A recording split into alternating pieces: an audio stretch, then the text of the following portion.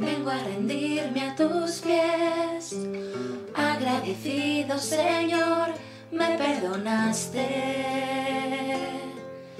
cambiaste mi corazón,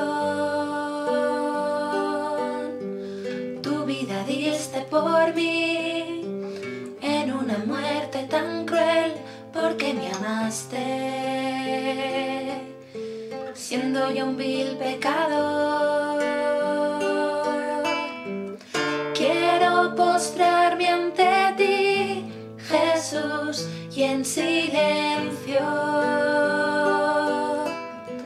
reconocer que tu amor por mí no merezco.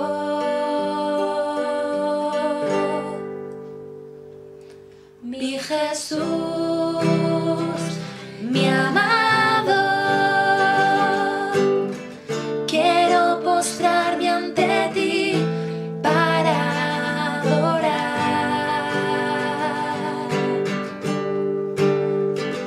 Mi Jesús, mi amado,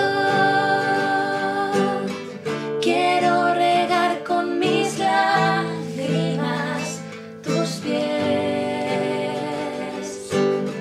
quiero besarlos y así permanecer